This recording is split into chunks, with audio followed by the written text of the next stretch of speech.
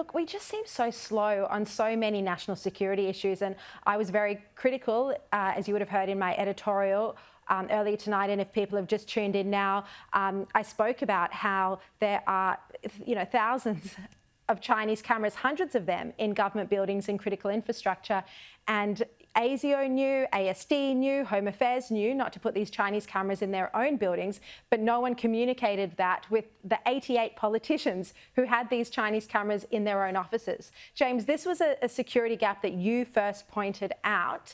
It needs to be closed. Yeah, thank you, Sharri, for your interest in this very important story, and I appreciate you promoting my work because I think it's important that all Australians understand the risks that they are personally exposed to, whether there's one of these devices in a private home or business or in a public area, let alone government. I have to say, though, I think you're a bit unfair on the ASIO Director General, Mike Burgess, and his organisation. Mike is a very dedicated public servant and very serious about his responsibilities to combat foreign interference and espionage, and I've worked very closely with him and admire his leadership on these issues.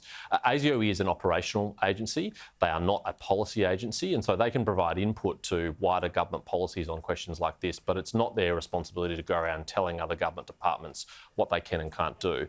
That policy, that responsibility now rests with the Attorney General's Department. It's under a policy called the Protective Security Policy Framework, and it is their responsibility to tell other government agencies what they can and can't do, and they haven't been doing that, and I think that's a failing, and they need to step up and do that. Yeah, you are diplomatic. You have to defend Mike Burgess because you do work very closely with him. But it was your own questioning at Estimates, Senator Patterson, that pointed out this flaw. And it was in your own questioning where Mike Burgess, where you said to him, "Have you advised other government departments about this?" And he said he hadn't, and it wasn't top of his priority list. So this is a big problem that no one's been advised about this.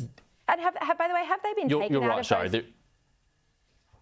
Have they been taken out of those 88 political offices at this point? You're right, Sharri. There is a problem here, and that is that government is a big beast and it's hard to coordinate. And to be fair to Mike Burgess or anyone else, he wouldn't even know that the Department of Finance had made a decision to go and install these devices. They wouldn't go and tell him or seek his permission. So he and his officers would have no idea. And that is a problem. We do need to have much more robust frameworks across government to make sure that people have the expertise, whether it's ASIO or the Australian Signals Directorate or other arms of government, get that expertise to where it needs to be. And that's why central coordinating policy agencies like Home Affairs and like the Attorney General's Department are so important. And that's why I'm so concerned that this government has effectively demolished the Home Affairs portfolio and taken out so many of those core parts and distributed them across the public service. So they're not sitting in one place. So if you thought it was bad before and uncoordinated before, wait until you see what it's going to be like under these arrangements. To your direct question about the MP's offices, yes, Finance is taking them out, but they haven't all gone yet. They've only taken out about 20 so far. There's another 60 to go. You found out that there's actually 36,000 cameras around the country.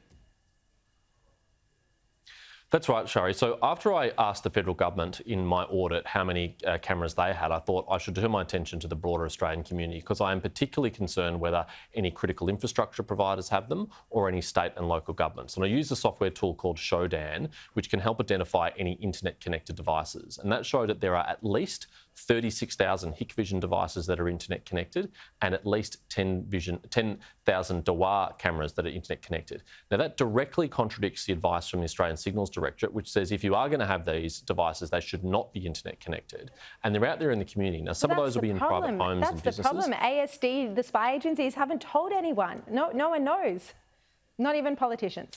Well, again, to be fair to ASD, they have put out advice as they're required to do under their charter through the Australian Cyber Security Centre on their website that says these devices should not be internet connected. But I think you are right. I think people genuinely don't know. I think some people will be shocked to learn that the cheap camera that they bought from a retail store and put out in their driveway or in their small business could be leaking that data back to the Chinese government. They will be shocked by that. And there is an important role for leadership of government here. I think it is incumbent on politicians to lead here. I'm pleased that the government has responded to my survey, my audit, by getting rid of the federal government devices. I hope state governments follow, but I think we're also going to have to look at whether we push down that requirement to critical infrastructure providers. We're out of time, but my point is, James Paterson, it shouldn't be up to you, an opposition senator, to make such a noise about this, that these cameras are pulled out of government buildings. This is not your job. This is the spy agency's job.